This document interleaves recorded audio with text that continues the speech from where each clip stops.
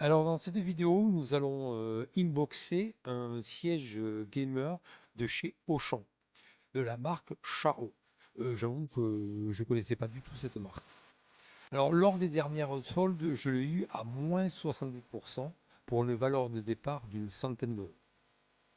Alors il était proposé en deux couleurs, soit tout noir, soit comme là, rouge et noir. Je regrette pas effectivement de l'avoir pris en deux couleurs, ce rouge et ce noir.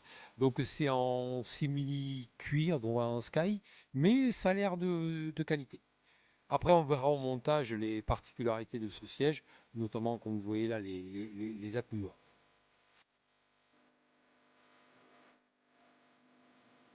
Donc voilà, dans la boîte, il était oui, effectivement bien emballé dans sa boîte avec du papier bulle. Donc là-dessus, rien à dire. Et on retrouve sur tous les éléments ces deux couleurs, à savoir donc le rouge et le noir.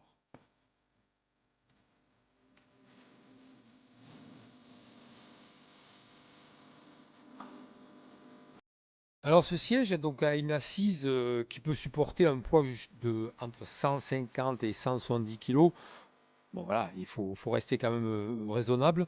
C'est quand même relativement intéressant, effectivement. Et surtout, c'est une assise large et profonde.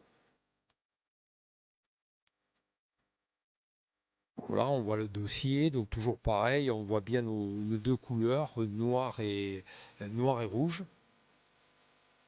Ça reste quelque chose de voilà de- comme ça, première vue, hein, de qualité.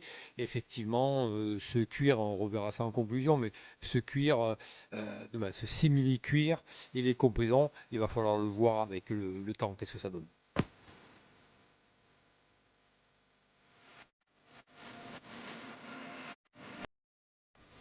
Voilà notre siège qui prend forme, tout au moins il s'est étalé sur le lit et on va pouvoir donc y réaliser le montage ensemble.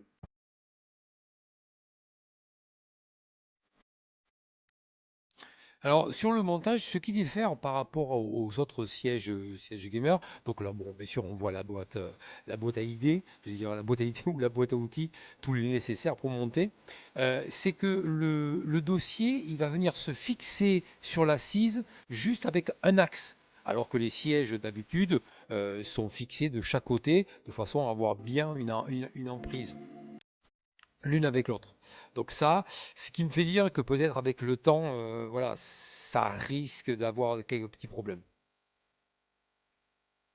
Sinon, le reste du montage, voilà, le reste du classique, le pied, les roulettes, réglage en hauteur et inclinable.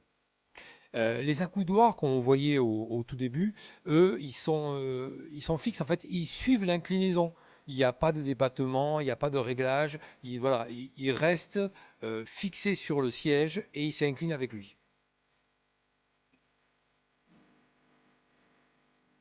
Voilà, le grand classique, les deux manettes pour monter, pour s'incliner.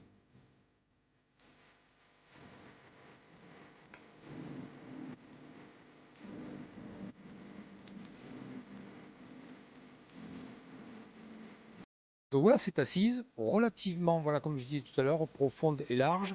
Voilà, on est quand même bien dessus, il y a aucun souci.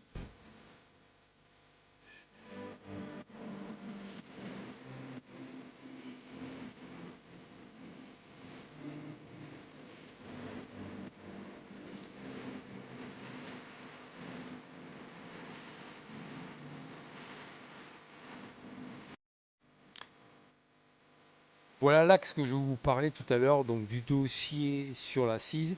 Voilà, c'est cette barre métallique qui va venir se fixer donc sur le dossier et s'emboîter, ce qu'on a vu tout à l'heure, sur l'assise. Donc c'est du métal sur du plastique.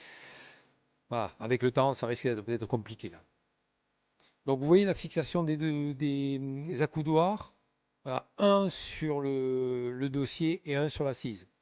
Donc voilà, il n'y a pas de réglage sur ces accoudoirs.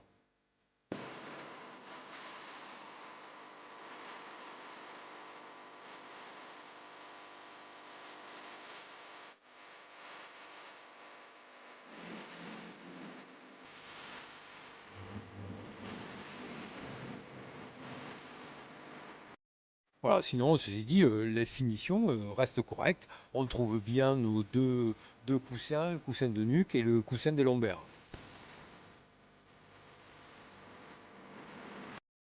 Voilà notre siège monté. Donc, en conclusion, c'est un siège à moins 70%. Voilà, il fait le taf. Il faudra voir effectivement dans le temps.